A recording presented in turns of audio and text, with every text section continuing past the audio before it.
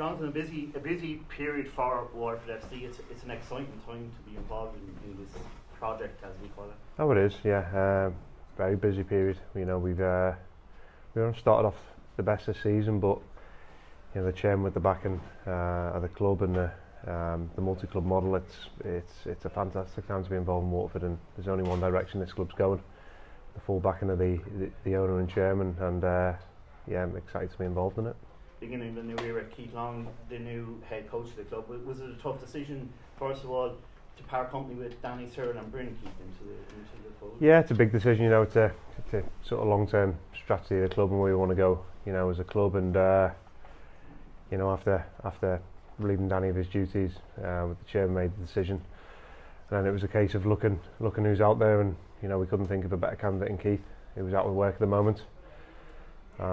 He's got experience of building the club up, taking the team to the top echelons of the league, and the Premier Division as well, and his knowledge of the country, knowledge of players, is going to be helpful to me and helpful to everyone involved here.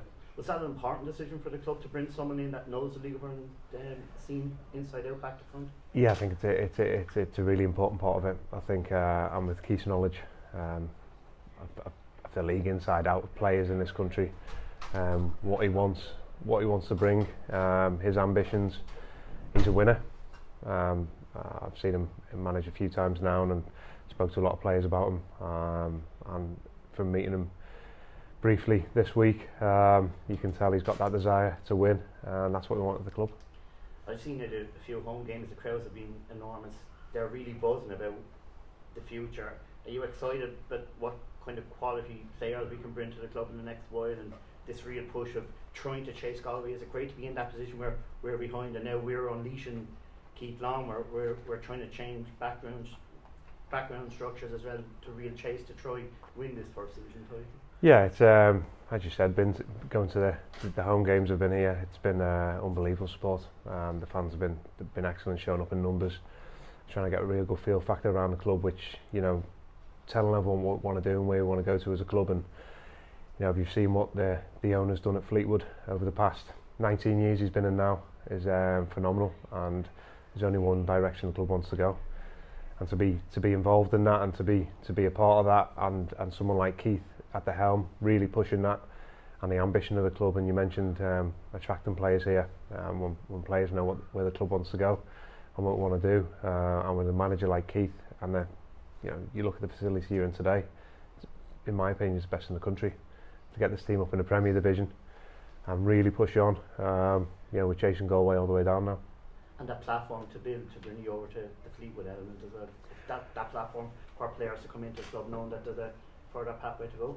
Yeah, look, it's part of the multi-club aspect of it, but it's not the only route we want to go. We want to get this club pushing into the Premier Division, into Europe. That's where we want to be, and we want to be challenging for the titles in the Premier Division. It's steps first. We've got to establish ourselves, get the right management team, get the right players in this building to get out of this league, and then really push on. And that's the long-term ambition of the club. But it's not just about a pathway over to Fleetwood that'll attract certain players, but there's players that want to win things and be in Europe and here in Ireland, and that's a big part of what we want to do as well. So it's not just a one-way thing. We want to supplement Waterford as well with our best young players at Fleetwood, and it's all part of the model we're trying to create there between the clubs. So we're supporting each other, but it's certainly not one direction where we're just taking players over to Fleetwood. We want to really, really push here and win things over here and make it a real force. As far as I've known, this is a sleeping giant of a club. I've known a lot of players that come from this area, and how highly they speak of this club and the area and the people, and we want to get it back to where it should be. As Adrian mentioned, Jonathan, when you talk about the multi-club model and players going between the two, obviously a few have come in, but look, there's no point in beating around the bush with two of the players who have gone over across the water, like two of the biggest goal scoring sources from last season. Do you think that might have had a negative impact on where we stand in the early season games, albeit 5 played? Yeah, well, look, with Junior and Phoenix coming over to Fleetwood, slightly different circumstances. You look at Phoenix in isolation. I think it will be unfair Phoenix, in his progression in his career, there would have been a lot of clubs over in England that wanted to take him. And Phoenix is an ambitious person as well, and it's a platform for him to go over to Fleetwood. And look, from what I've seen of him, and as a person and as an individual, he's going places. He's very talented, and he'll really push on over in England as well. So I think that one in isolation. But you're right, to take a lot of goals out, it's difficult. You know, the chairman was adamant we send our best young players over here. We had Chris Clark, who was firing on all cylinders at Altrincham, really doing big things in the National League. And sometimes it takes time for players to come over and adapt. He's a young boy. His partner's heavily pregnant. It doesn't just happen overnight. You know, he's got the right attitude. He's now having to change of manager. Manager's already spoke highly of him. I've had lots of conversations, and you know, I've been impressed with Barry's attitude and the way he is on the ball. And Barry knows he made great strides in his young career. At 16 years old, made his debut, really pushed on. And sometimes as players, you get lost a little bit. He knows he really needs to kick on, and they were both really excited about coming over here. It doesn't always happen straight away, but in terms of both the players, the two players that you should be excited about, because when they do click and kick on, and you know, with Keith at the helm, I think you got the right person who's proven. At places like Bowes, we've had promise that have come through him. Evan Ferguson, Andy Lyons, he'll give young players that chance, and he knows how to develop them. So I think it's a really good place for them both now. And young Tom as a goalkeeper as well, who's going to be push and pull for the number one spot. So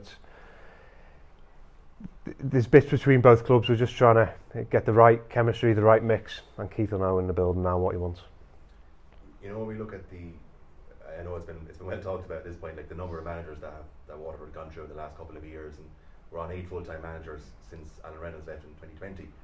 Now looking at Keith Long, and look, his stint at Bowes went on for 8 years, longer than most, I suppose, in the League of Ireland. It's a bit of an anomaly maybe in that way.